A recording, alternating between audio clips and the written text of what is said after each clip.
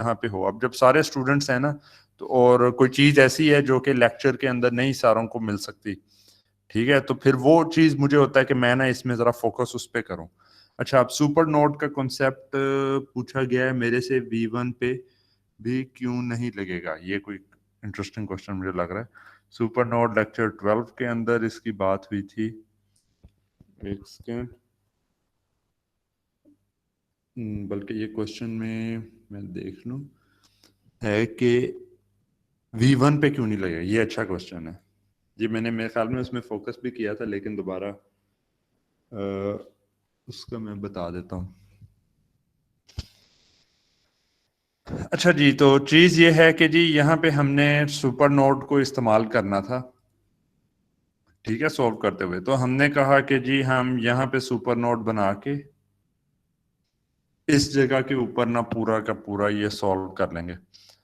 तो अब क्वेश्चन जो आया है और वो बड़ा सही है कि जी हमने इसी सप्लाई को इसी के अक्रॉस सुपर नोड क्यों लगाया, ये भी तो वोल्टेज सोर्स है, इसके अक्रॉस क्यों नहीं लगा दिया?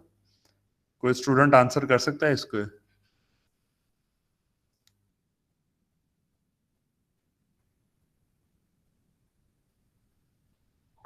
किसी स्टूडेंट को आइडिया है? सर ये जी जी, 10 वोल्ट, सर ये 10 वोल्ट वाला वोल्टेज सोर्स है, ये ग्राउंड के साथ है इसलिए इधर नहीं बिल्कुल लगाया। ठीक। क्योंकि जो है ना, हमने क्या करना था, ये बल्कि बकायदा लाइन भी लिखी हुई है इधर ना, case 1, if a voltage source is connected between the reference node and a non reference node, ठीक है, रेफरेंस नोड और नॉन रेफरेंस नोड के बीच में है, तो हम जो है सुपर नोड का कॉन्सेप्ट उधर इस्तेमाल नहीं करेंगे। We simply set the voltage at the non reference node, कौन सा, V1। वो कहता है कि इसको हम सिंपली इक्वल कर देंगे उस वोल्टेज के, तो मैं V1 की जगह हम के लिख देंगे कि जी ये 10 वोल्ट है, बात खत्म।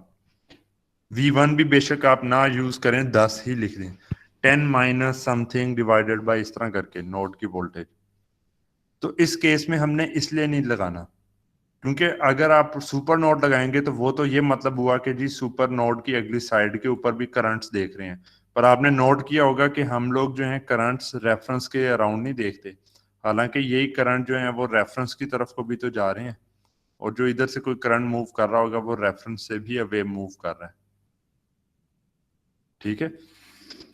लेकिन जो है ना, हम इस सुपर रेफरेंस नोड के ऊपर नहीं हम लगाते होते, तो अगर आप इधर सुपर नोड लगाएंगे तो आपको फिर जो है वो रेफरेंस करंट्स को भी डालना पड़ेगा, यहाँ से क्या आ रहा है, तो वो तो आपका जो है मसला और मतलब खराब होता रहेगा। तो इस वजह से उन्होंने कहा है कि जी वहां पे नहीं लगाने, और जरूरत भी नहीं है, नोड पे वोल्टेज निकालनी है, नोडल एनालिसिस में वोल्टेज आपको सीधी गिवन है, इसके मुकाबले में ये 10 वोल्ट ज्यादा है, ये 0 पे आपने रखा तो ये आपके पास 10 वोल्ट आ गया। अच्छा, लेकिन ये एक चीज है, अब लाजमी तो नहीं था कि आप इसी को रेफरेंस नोड बनाते, ये कोई फार्मूला तो नहीं है कि आपने रेफरेंस नोड इसको बनाना है किसी और को। लेट से आप सॉल्व कर रहे हैं, आप कह देते जी ये रेफरेंस नोड है, ये रेफरेंस नोड है, और इस नोड को आपने V3 कह दिया।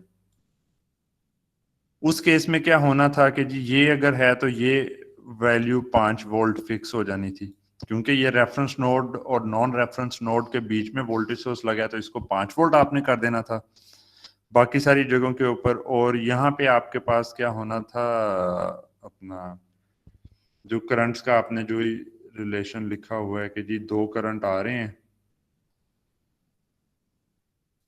और ये दो करंट आपके पास अवे मूव कर रहे हैं, तो उस केस में आपने लिख देना था इसको जी के V1 माइनस V1/4, बल्कि ये क्योंकि ग्राउंड है ना, इसको तब ये V3 के ऊपर मैं लगा रहा हूँ nodal analysis, V1/4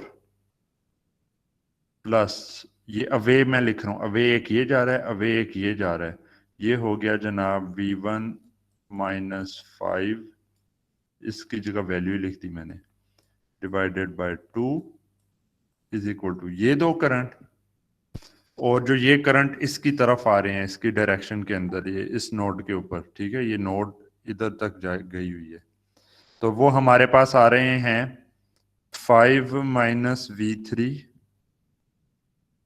5 - V3 divided by 8 plus plus नहीं, ये माइनस ही होगा साइन। ये 0 पे है, 0 माइनस V3 हो जाएगा, तो ये हो जाएगा माइनस V3/6। ठीक है, तो इस तरीके से जो है ये आपके पास ये रिलेशन आ गया। ये सारा भी सॉल्व करके आप निकालेंगे तो नोडल वोल्टेजेस की वैल्यू शायद डिफरेंट आएगी। अगर यहाँ पे ग्राउंड कर देते हैं अगली तरफ, नोड वोल्टेजेस की वैल्यू डिफरेंट आएगी, लेकिन एलिमेंट्स के क्रॉस वोल्टेज करंट वही आएंगे जो कि पहले केस में आए थे। तो रेफरेंस चेंज करने से ना, इस जगह की बजाय रेफरेंस किसी और जगह के ऊपर अगर आप लगाते हैं तो उससे एक्चुअल फर्क क्या पड़ेगा कि नोडल वोल्टेजेस सारी चेंज हो जाएंगी आपके पास। क्यों? अगर ये ग्राउंड है तो ये 5 वोल्ट है, और पिछले केस में हमने सॉल्व करके V1 या V2 निकालते हैं, वो कुछ और आ रहा था। अगर यहाँ पे ग्राउंड है तो ये 10 वोल्ट है, और ये हो सकता है कि जी 8 या कोई और वोल्ट है। तो नोड वोल्टेज सर्किट की एज सच प्रॉपर्टी नहीं है, वो सॉल्व करने के तरीके के अंदर आप निकालते होते हैं ग्राउंड रेफरेंस के मुकाबले में। ये ऐसे ही है कि मल्टीमीटर आपने रखना है तो एक इस पॉइंट पे रखें और हर नोड को चेक करते जाएं, वैल्यू आती रहेगी। पर अगर आप जो है ना मल्टीमीटर रखना है आपने और इस पॉइंट पे रख के चेक करेंगे तो डिफरेंट वैल्यूज आएंगी आपके पास। ठीक है, तो ये सिंपली इसी तरीके से है। तो हमने जो है आगे ये केसेस दो इसीलिए डिस्कस किए थे कि उनकी बेसिस के ऊपर ना फर्क पड़ता है। आई होप क्वेश्चन आपका जो है ना आंसर हो गया होगा। अच्छा हाँ, क्लियर लिख दिए सर। अगर रेफरेंस नोड किसी भी सोर्स के साथ ना हो तो 2 सुपर नोड बनेंगे। जी बिल्कुल, ये भी बिल्कुल सही आप डायरेक्शन के अंदर आए हैं। हम कोई एग्जांपल एक बना देते हैं। इस केस में तो मुश्किल ही है, क्योंकि दोनों सप्लाईज ऐसी लगी हुई हैं कि बीच में कहाँ ग्राउंड रखेंगे। या इधर इधर रखेंगे तो साथ ही एक सप्लाई इधर आ गई, यहाँ पे रखते हैं तो ये सप्लाई आ गई। तो इस केस में तो ना ये मुश्किल ही लग रहा है। ये कर सकते हैं कि जी मैं इधर ग्राउंड करके ये कोई एडिशनल इधर ब्रांचेस बनी हो। ठीक है, तो उस केस में क्या होगा कि जी आप एक सुपर नोड इधर आ रहा होगा, ये आपके पास नहीं लगा हुआ, और एक सुपर नोड यहाँ पे आ रहा होगा, और ये हमारे पास जनाब V1 उसी तरीके से है, ये हमारे पास V3 उसी तरीके से है, ये पूरा नोड, और ये हमारे पास आ जाएगा V2 उसी तरीके से है, और ये लेट से V4 बन जाता है। उस केस में फिर आपने क्या करना है, आपने उसी तरीके से दोनों को ना सॉल्व करना है। ये नोड बेसिकली इधर से जाते जाते पूरा ये हिस्सा कवर कर रहा है, सारा का सारा जो है ना सिंगल नोड है एल शेप्ड के अंदर ना। तो उसमें क्या होगा, फिर आपने इधर एक लगाना है, एक इस साइड पे लगाना है, एक इस साइड के ऊपर सॉल्व करना है। अच्छा, ये दोनों तो आपके पास 2 सुपर नोड बन गए ना, तो दोनों सुपर नोड्स के बेसिस के ऊपर आपने जो है इक्वेशंस अपनी डेवलप करनी है। 2 आपके पास इक्वेशंस आ जाएंगी, और फिर ये सुपर नोड्स जो 2 हैं इनकी वजह से 2 आपको रिलेशन पता चल जाएंगे। मसलन मैं अभी लिख सकता हूं कि G V1 minus V4 is equal to 10 volt. क्यों? क्योंकि इस नोड के मुकाबले में जो इस नोड के ऊपर वोल्टेज हाई होगी, क्योंकि वोल्टेज सोर्स लगा हुआ है। दूसरा एक बनता है कि G V2 minus V3 is equal to 5 volt, क्योंकि इस नोड के मुकाबले में ये हाई है। बाकी 2 इक्वेशंस जो हैं ये सुपर नोड्स के ऊपर जो है KCL लगा के आ जाएंगी। तो 4 इक्वेशंस पूरी हैं, 4 वेरिएबल हैं, सॉल्व करेंगे आंसर आ गया। ठीक है,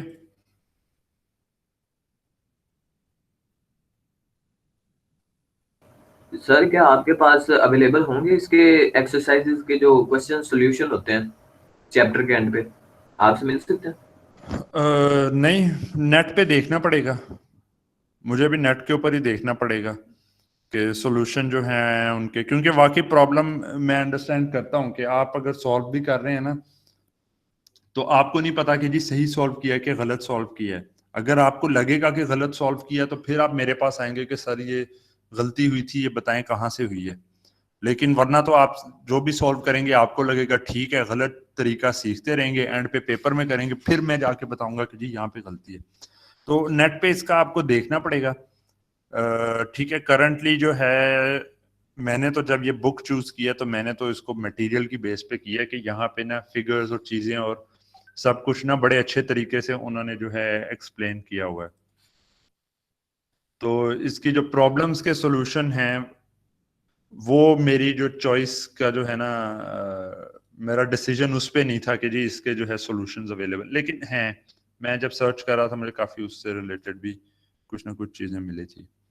तो ना आप वहां पर से देख सकते हैं। इधर कोई क्वेश्चन किसी और ने किया है?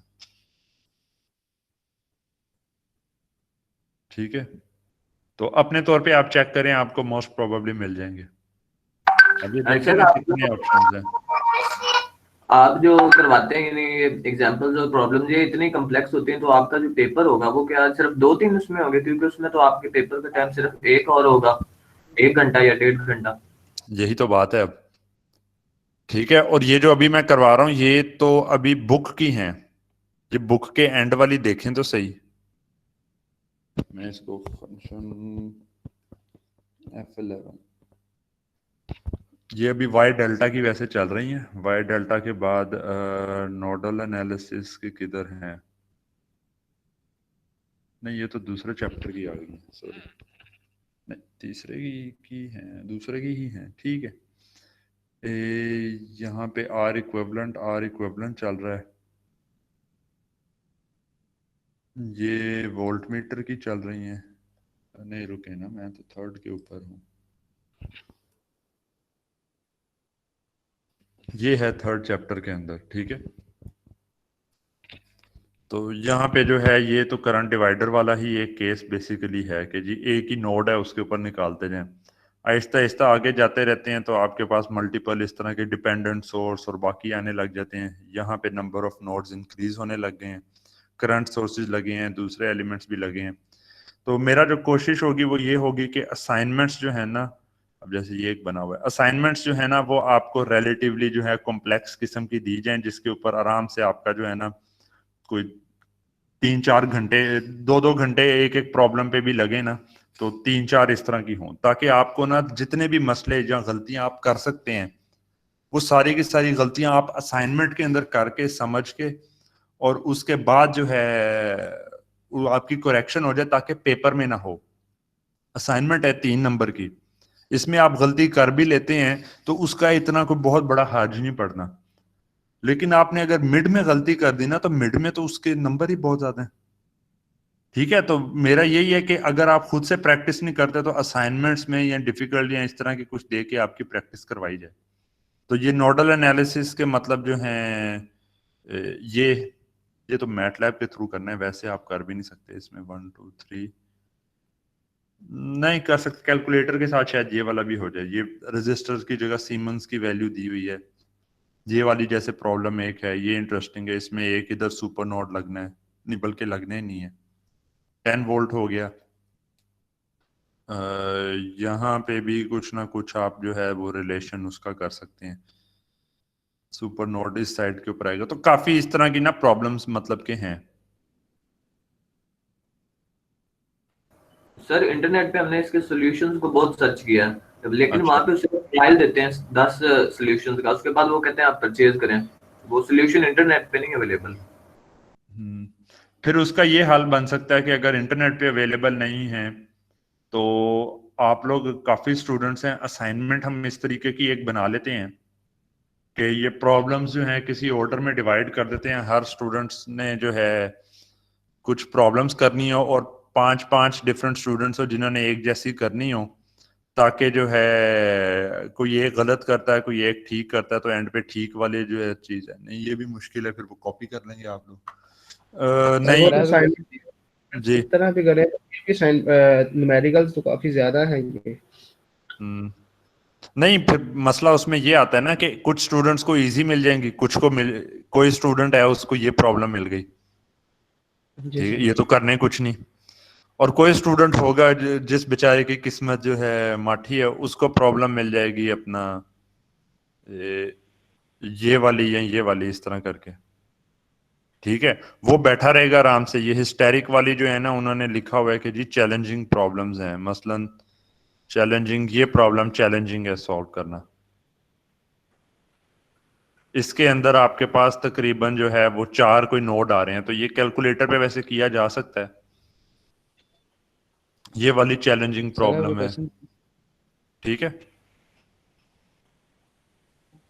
मैं कोई मैकेनिज्म इसका बनाता हूँ, ये टॉपिक हो जाए ना मैश एनालिसिस का, तो उसके बाद कोई ना कोई मैं प्रॉब्लम्स एटलीस्ट दे दूंगा।